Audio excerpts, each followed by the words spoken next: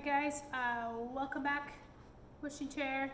We are in chapter 15. Hope you are comfortable and calm and ready for the chapter named The Spinning House. It was most annoying not being able to see the wishing chair. The children kept forgetting where it was and falling over it. Oh dear, groaned Peter, picking himself up for the 4th time. I really can't bear this chair being visible. I keep walking into it and bumping myself. I'll tie a ribbon on it, said Molly. That's a good idea. Then we shall see the ribbon in the air and we'll know where the chair is. That's a great idea, said Chingy.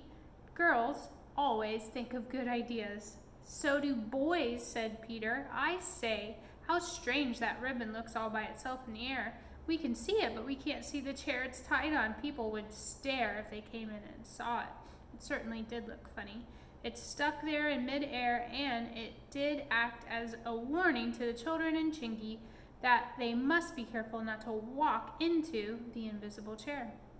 It saved them many a bump. I've been asking the fairies how we can get the chair to be made visible again, said Chingy the next day. They say there's a funny old witch who lives in a spinning house in Jiffy Wood, who is very, very clever on making things invisible or visible. So, if we fly there next time the chair grows its wings, we may be able to put it right. But how shall we know when it grows its wings if we can't see them? Said Molly. I never thought of that, said Chingy. I know, said Peter. Let's tear up little bits of paper and put them around the legs of the chair on the floor. Then when its wings grow, the bits will all fly in the draft of the wings and when they make their flapping, and we will see them and know the chair is ready to go adventuring. The children tore up bits of paper and put them on the floor near the legs of the chair. Really, it does look funny, said Molly. A ribbon balanced in mid-air and bits of paper below on the floor. Mother would think of us very untidy if she came in. Let's play tiddlywinks now, said Peter. I'll get out the cup and the counters. Soon the 3 of them were playing tiddlywinks on the floor. Molly flipped her counters into the cup very clearly and had just one when Chingy gave a shout. Look! Those bits of paper are fluttering into the air. The chair must have grown its wings. Molly and Peter turned to look, and sure enough, the scraps of paper had put on the floor were all dancing up and down as if the wind was blowing them. The children could feel the draft, too, and knew that the wishing chair had once again grown its red wings. That was a good idea of yours, Peter, said Chingy. Boys have good ideas as well as girls, I can see. Come on, let's get into the chair and see if it'll fly to Jiffy Wood to the old witches. They climbed onto the chair. It really was very strange, climbing onto something that they couldn't see but only could feel. Chingy sat on the back as usual, and the children squeezed into the seat.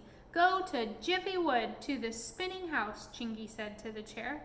It rose up into the air, flew out the door, and was high before the children could say another word. They must have looked very strange sitting on a chair that could not be seen. It was raining. Molly wished they had an umbrella. Tell the chair to fly above the clouds, Chingy, she said. It's the clouds that drop the rain on us. If we fly beyond them, we shouldn't get wet because there wouldn't be any rain. It's also a good idea.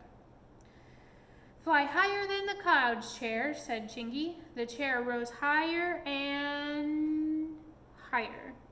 It flew right through the misty gray clouds. Misty and gray are adjectives. Misty and gray clouds, and came out above them.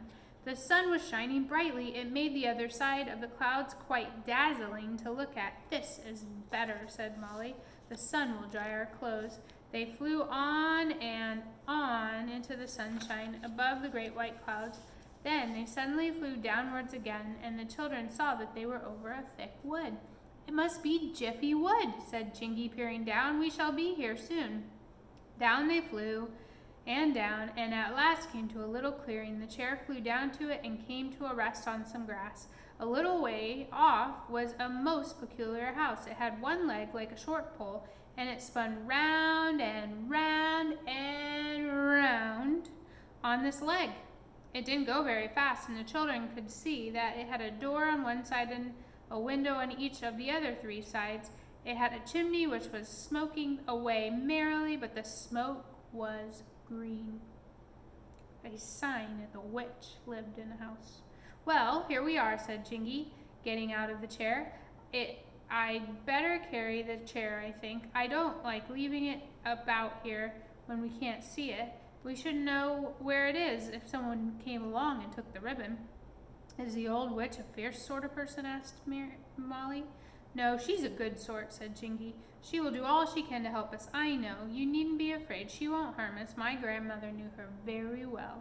How are we going to get into the house? Asked Peter, looking at the strange house, going round and round and round. It's like getting on a roundabout that's going. Our mother always says that's a dangerous thing to do. We'll try and get the witch to stop the house spinning for a minute so that we can hop in with the chair, said Chingy. Come on, I've got the chair. Off they went towards the little strange house. As it went round, the smoke went round too and made green rings. It was very peculiar. Witch snippet, called Chingy. Stop your house and let us in. Someone opened a window and looked out. It was an old woman with a red shawl. Old and red are adjectives. She had the red shawl on and a pretty white cap. She had a hooky nose and a pair of large spectacles over her eyes. She seemed surprised to see them. Wait a minute, she called. I'll stop the house, but you have to be very quick getting in the door because it won't stop for long. The house slowed down. It went round and round more slowly, and at last it stopped. The door was facing the children, and the witch opened it and beckoned to them. Molly shot inside, and so did Peter. Chingy was trying to get in with the chair, too, when suddenly the house began to spin around fast again. Poor Chingy fell out the door with the chair. Molly and Peter really couldn't help laughing. He looked so funny. The witch stopped the house again, and then Peter helped Chingy in quickly. They put the wishing chair down and then turned to greet the witch. Good morning, she said with a nice smile. And what can I do for you? And that is the end of that chapter. Okay, so in this chapter we found quite a few adjectives. So for your reflection, all I want you to do is write down 25 adjectives in your writing journal. That's it.